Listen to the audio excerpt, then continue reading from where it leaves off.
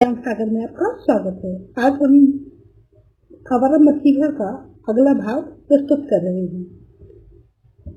गांगुली परिवार में इसकी इस सहज प्रतिभा को पहचानने वाला कोई नहीं था। हम शरद के बारे में बात कर रहे हैं। इस अघोर आदर्शवादी परिवार में केवल एक ही व्यक्ति ऐसा था जिस पर नवयुग की हवा का कोई प्रभाव हुआ था। वे थे केदारनाथ के चौथे भाई अमरनाथ। वे शौकीन तबीयत के थे, कबूतर पालते थे। उस युग में कंघा, शीशा, बुरुश इत्यादि का प्रयोग करते थे। सिर पर अंग्रेजी फैशन के बाल भी रखते थे। घर के बालक उनके स्वरूप पर मुग्ध थे। मुग्ध होने का एक और भी कारण था। दफ्तर से लौटकर वे रोज उन्हें कुछ न कुछ देते थे, जैसे पिपरमेंट की गोलियां इत्यादि।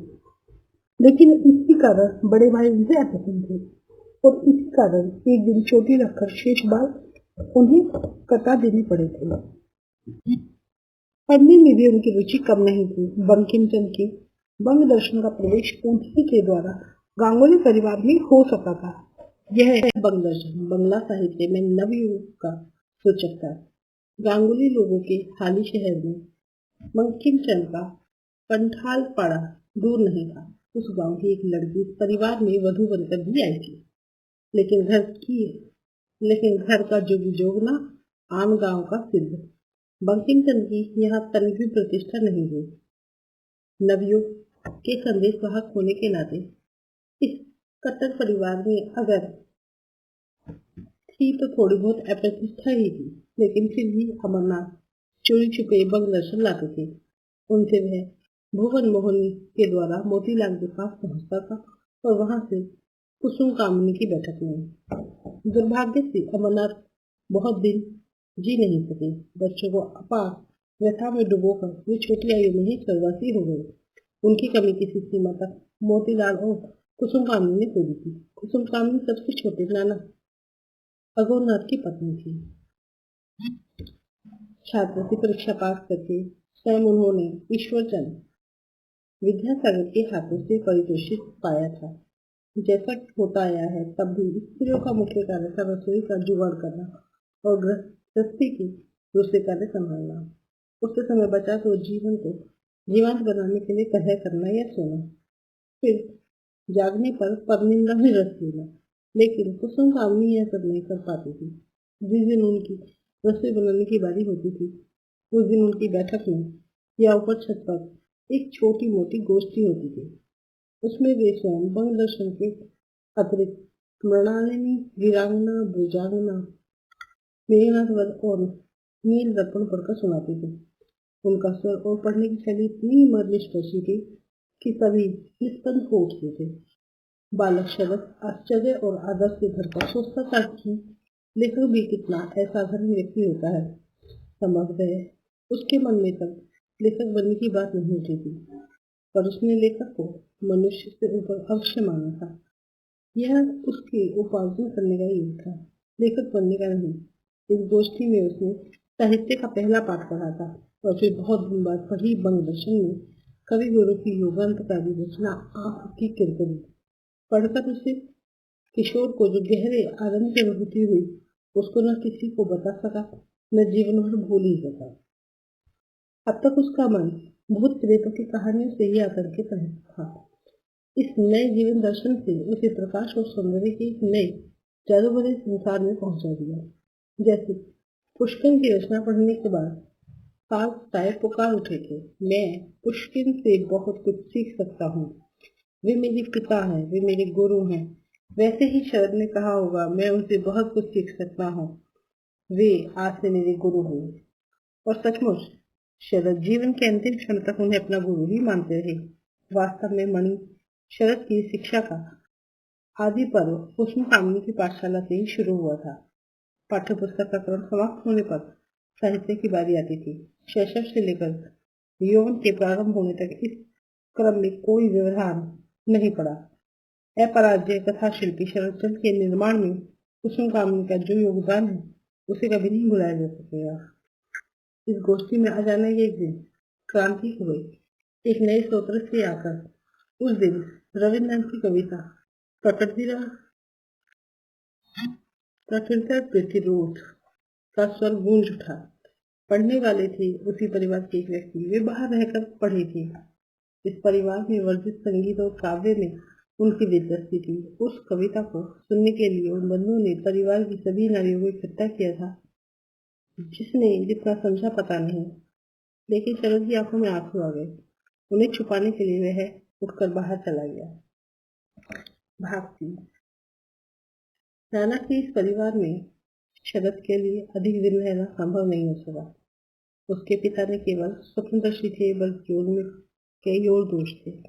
वे हुक्का पीते थे, बड़े होकर बच्चों के साथ बराबरी का व्यवहार करते थे। उनकी शरारतों में वे सदा अपरोक्ष रूप से सहायता करते थे। जब उनमें से किसी को गोदा में बंद करने की सजा मिलती तो वे चुपचाप उन्हें खाना दे आया करते थे। जब वे छूटते तो फूलों की माला तैयार करके उन्हें पसंद कर देते थे।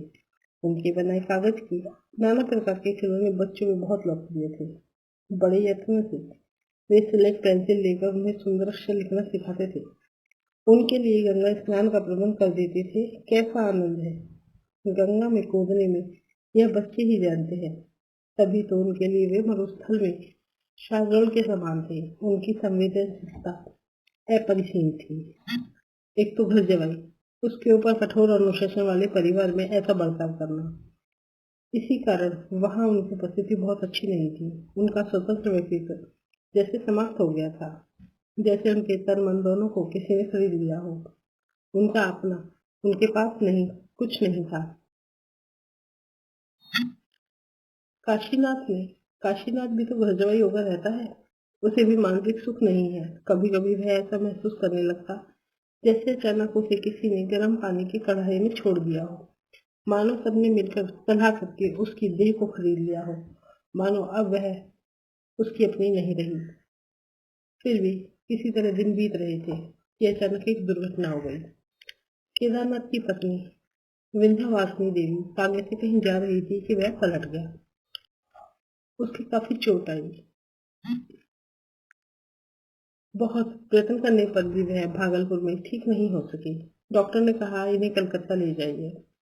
काफी व्यय साध्य बात थी और परिवार की आर्थिक स्थिति तब तक बिगड़ चुकी थी।